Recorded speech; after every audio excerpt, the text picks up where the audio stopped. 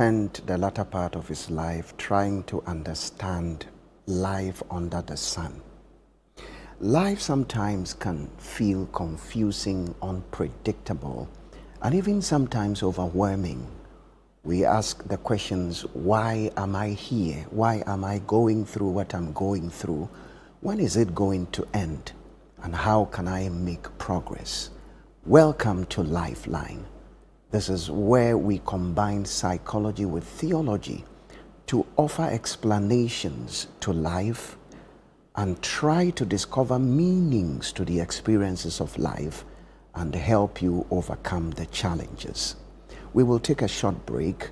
You should stay with us because this is not just a program, it is your lifeline.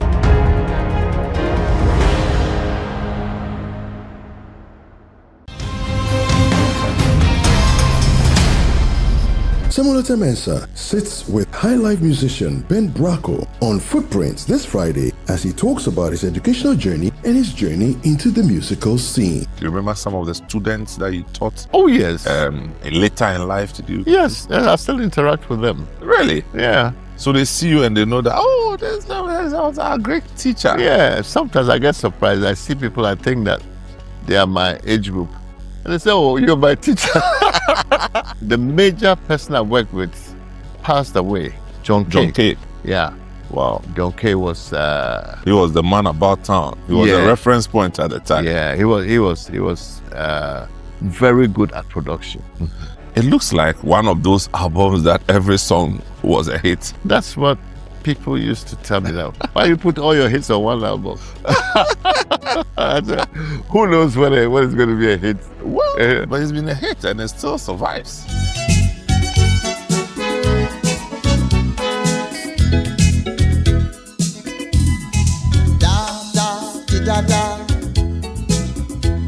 Footprints airs every Friday at 7 p.m. with a repeat on Sundays at 5:30 p.m. only on Channel 1 TV.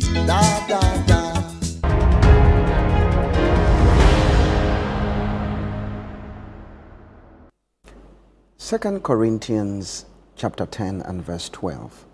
Comparing yourselves with yourselves, measuring yourselves with yourselves, ye are not wise. This means that wisdom says you should run your own race and measure yourself with your own race. But unfortunately, we live in a society and in a time where the best part of people's life is displayed out there. And if you are not careful, you will measure your regular life with somebody's edited life. Today, we are dealing with how to deal with comparison and then learn to run your own race and live your own life. And we are blessed so much to have in the studio to help us deal with this all-important topic, Eunice Osei-Tutu. Eunice Osei-Tutu is an IIN certified health coach, a corporate wellness specialist, and the founder of 3 Cube Wellness. She has been on our show before and she was such a blessing. Eunice, welcome. Thank you very much, Bishop. It's been a while. Yes, it has. How is life? Everything is going well. You look well as well. Oh, thank you. Okay, Eunice, we are glad that you have joined us today, and we are glad you are helping us to master this and learn how to live our own lives without comparing ourselves with ourselves. But you see, human beings live in a social setting and we live in a social hierarchy. So sometimes it becomes difficult not to compare. Psychologically, we find ourselves by looking at other people. And even theologically, you see, there is that temptation. Because once there are people around you, you will compare. Do you think that this is a challenge we need to pay attention to? So I look at social comparison from 2 ways. It can actually be really beneficial for us to compare ourselves to others. And at the same time, it can be very awful because Okay. it becomes judgment. Okay. In the first place, it's very difficult for one to not compare themselves with anybody at all. Okay. That's interesting. It's an innate behavior that we have. So it's really difficult to not do it. Our brain is constantly scanning around and doing that comparison. It's like a survival. Difficult to not compare. But what is interesting is, what are we comparing and why are we comparing?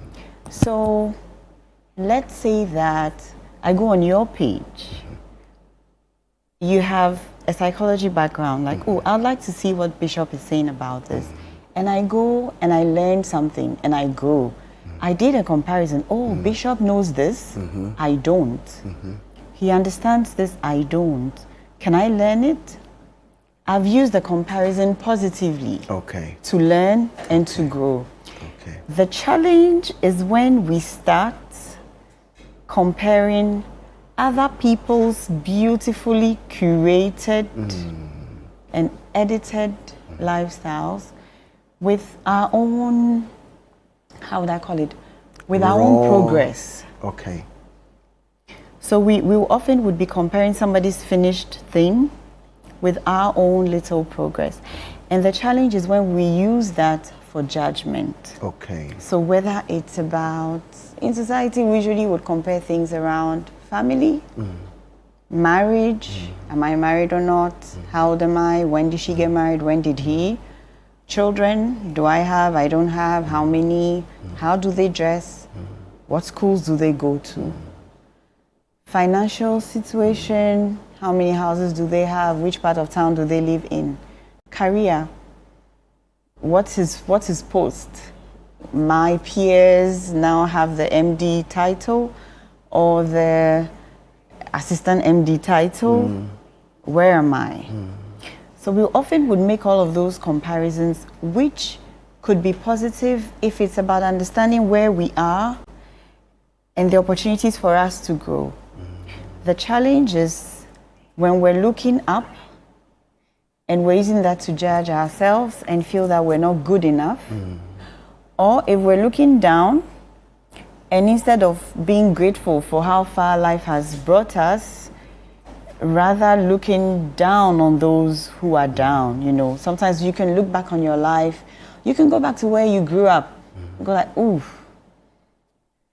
I have grown. Ooh, life has been good to me, it's brought me here. Right. But you can also choose to look down and say, look at these folks, they're still sitting down there and not coming up.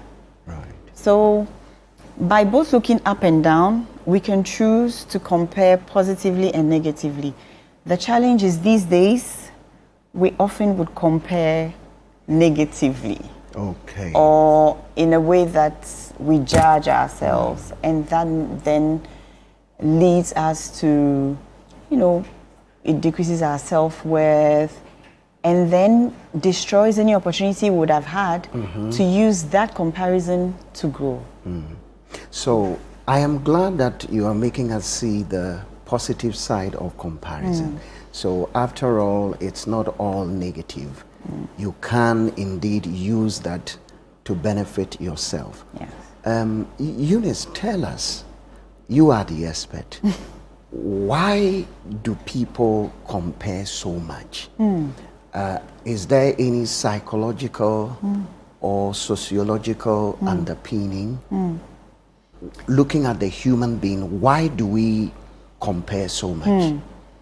So to start with, our brain is wired to do that. Okay. Our brain is constantly scanning around us. It's looking at what is happening, it's comparing it to what it knows already, and trying to figure out when it's safe and when it's not safe, based on history, based on the results of the comparison. It's comparing to history, it's comparing to your values, etc. So this brain we have, whether we like it or not, is going to be doing scanning. Now, the other challenge is also the fact that culturally, socially, we would often measure whether we're in a good place or not through comparison, you know. And so, generally, am I doing well in life? How do I tell? Is it safe for me to stay here? I look around me. How are others living? Is my situation safe? You look at the economy. How do you determine whether you're in a good place in this economy or not? You'd have to compare yourself to something. You'd have to compare yourself to numbers, to how others are doing. Okay, I'm in a good place. I'm not in a good place. And so psychologically, because we always want to feel safe, we would always be comparing. But again, and I'm sure we'll look at that into details later, we can choose to allow that biological process to either help us or put us in a worse of position. It's really up to us. Okay. In our world today, social media is such a blessing. People do business on social media. People promote their churches on social media. We even have church services. It's such a blessing. Tell me about the role of social media in comparison. How does that influence people to compare themselves with other people? Oh, it has jumped our comparison to 1,000 folds. A few years ago, when we didn't have social media, you had a few very close friends, and then you had maybe the people in your neighborhood, people you went to school with, etc., and a few people that you know well, and some that you don't really know well, but you just know they're around, and you would meet them once in a while, at a wedding, at a naming ceremony or something. Okay. Now, so with social media, and especially because a lot of us are struggling to stop scrolling, we're constantly on the feed. So previously, when you would have seen someone once in a blue moon, now you get to see the person's life displayed sometimes several times in a day. Several times in a day. And so, and remembering that your brain is constantly scanning and doing the comparison, it means that now you're doing comparisons probably 1,000 folds than before. Okay. So, the other challenge with social media is that when you're my neighbor and I see you every day, I'm likely to see you in your natural setting. I'm likely to not only see your positives, I see you in context. So you may be beautifully married with children, but once in a while I may hear you quarreling with your spouse. Right. And then it could put my comparison back into proper context. However, with social media, what we know, but somehow forget, is that what people usually put out there is carefully curated. Right. They chose their dress, they paid for makeup, they got the hair done, they chose the location, sometimes they will travel there, and then they show you. It's carefully curated. When they're done, it's edited, and so sometimes the person you're seeing looks very different from what they look like in real life. They may have blemish on their face that you're not seeing, which you have. Carefully curated, carefully edited. And to make it worse, it's permanent. If before you did something that people only saw once and laughed about, I don't know, something happened in school, you were trying to woo this girl and she turned you down and yes, people saw you and laughed. Now, if that, for example, is captured on social media, it stays there. And it stays there forever. And so, not only are you bombarded 1,000 more times than before with other people's lifestyles, but what you're seeing doesn't have context. So you're reading about somebody's promotion. He's not talking about all the burnout he's going through at work and the fact that it's impacted his health. All you're seeing is, I'm so happy I've now been promoted to the so-and-so role. You compare that to yourself, and maybe you're not yet at that position, but maybe you have a healthy family life, you're physically healthy, you're not burnt out, mentally you're sane.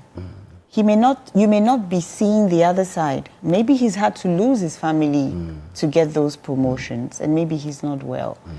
And so there is no context. So you're not comparing apples to apples. What you're comparing is somebody's finally cooked, baked thing, and you're comparing it to your cooking process and judging yourself negatively on that basis. So we would have to take a break, and when we come back, we will bless you with some tools to work this out. Don't go away. Stay with us.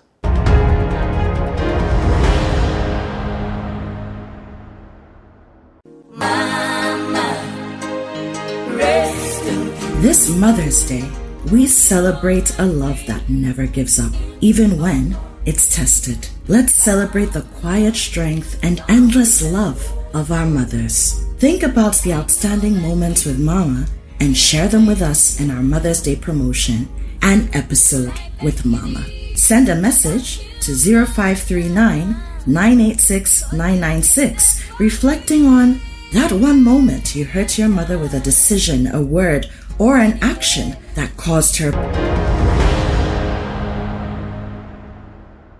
Welcome back. We have been talking about comparison, how not to compare yourself with other people, and how to focus on your own life journey and make the best out of the process.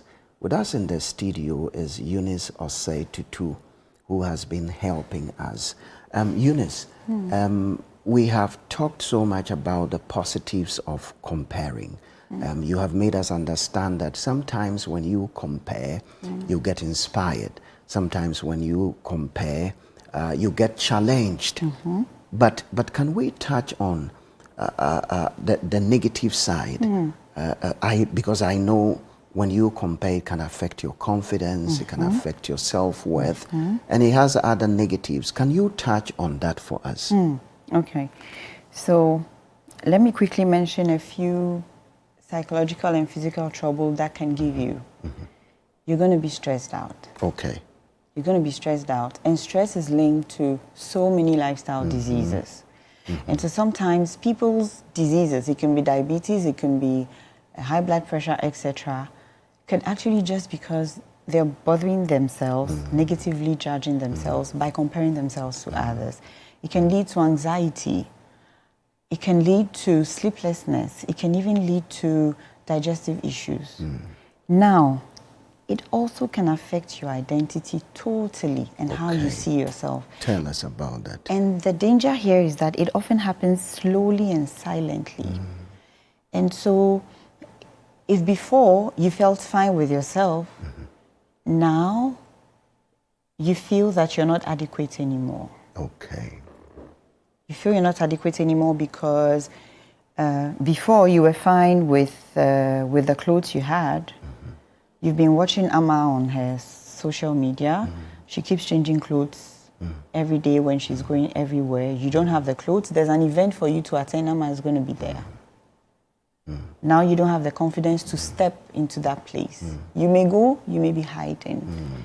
And that then continues over and over again. So your self-worth slowly becomes eroded. You no longer see yourself as being worthy of sorts because you have the impression that others are better than you are. Then that starts affecting your identity. Right. You now see yourself as somebody who is lesser than others. Others, right. Or somebody who doesn't deserve something. And your identity then affects every decision you make. And so we need to protect that identity. It's really important. Every decision you make in life is based on the way you see yourself. So we don't want to start judging ourselves based on others and using that to then prevent us from growing even in other fields. Right. Because once your self-worth is eroded, it may start with clothing, but it won't just be there. It would affect other aspects of your life, even things that you used to be very strong at, very good at, you now don't see yourself as competent in those things. So then, this comes to mind when you talk about identity affecting your decisions. Yes. These 12 gentlemen were sent to go and do feasibility studies in Canaan. They had poor self-worth. Yes. The way they saw themselves, they said, we looked like grasshoppers. I don't know how they managed to see themselves like that, a whole human being, seeing yourself as, I mean, a grasshopper is like this size. So how did they manage? What mental processes did they go through to see themselves like that? So it's very important the way we see ourselves and our identity, you know, affecting every area of our lives. Eunice, please let us know how we can. It's important that we stay in our own lane. The Bible said, stay in the lane, run your own race. You know, we are not competing with anybody. We are competing with ourselves. You know, we are competing with our past. We are competing with our present. So how do I run my own race without comparing myself unhealthily with other people? Because you've made us understand that there are some positives about comparison. Yes. So let's look at the negative one. How can I avoid that and stay in my race and run my race? So to start with, you need to figure out what is your race. What is my race? What are my values? What do I think is my purpose? Determine that for yourself. Because quite often we would be comparing ourselves based on what we value. Okay, so what are your values? What is your race? What's your purpose? Once you're able to determine that, now look at your life. If you have a challenge to, you know, that prevents you from stopping to compare, figure out what triggers the comparison. Usually there is always a thought and an emotion that comes before the trigger. What was it? Is it by seeing specific images that I feel triggered and I start comparing myself negatively? Is it by hearing people say something? What exactly is triggering it? Right. And if we really want to act, because quite often we know these things, but we're not ready to act. If we really want to act, we take the triggers off. So what triggers you? Is it social media? Is it attending certain events? What is it? Do you need to go there? If it's social media, for example, is it because you are on a page with your schoolmates and they're constantly flaunting their lifestyle and you can't? Now, if you start with values, it is this lifestyle really important to me? What really matters to me? Is it changing clothes every day? What really matters to me? Is it getting all the big promotions, or do I prefer a wholesome life? Once you know that, then what somebody else is doing may not trigger you. But now, if you keep going to places where you're triggered, are there people that you're following on social media that keep taking you back? Can you stop following them? Can you make time for the things that support your growth? And so whilst you're unfollowing, you start following what supports you.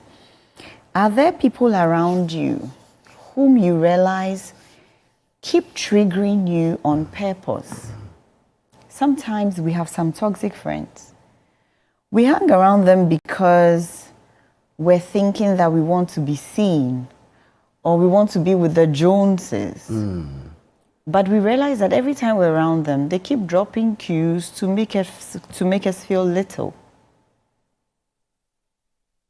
Would you continue staying around such people? Or would it be more beneficial for you to now find people that you find empowering and deliberately making time to spend time with such people? So it could be physical, it could be on social media. But find people that empower you and not the people that belittle you. You know? So these are some of the very practical things that we can do. In terms of our values and our identity, I would recommend that people spend time, maybe do a bit of research on that. It's a beautiful process that changes your life. We need to take the time to create the identity that fits the person we want to be, that fits the goal that we want to achieve. Once we've been able to do that, every time we're just asking ourselves, this is who I am. What would this person do in this circumstance that I'm in? And that then guides every decision that you make in life. Awesome. Awesome. Eunice Osei-Tutu, we have been so blessed and inspired by these thoughts that you have shared with us. I want to say to you before I sign off that you need to actually focus on your life. She said something that touched me so much about the people around you. Are they people who are inspiring you, or they are people who are making you feel less of yourself? I have realized that, you see, these two complexes that are so toxic, they come about as a result of comparing ourselves. The man who feels superior to other people is comparing. The woman who feels inferior to other people is comparing. So I want to agree with the scriptures that said, focus on your race. Run your race with patience. Live your life. You are not too late. You are not too late. I want to say that again. You are not too late. You are doing just fine. Focus on your life and keep moving. Do your best and trust God for the rest. God bless you. I will see you again next time. Bye for now.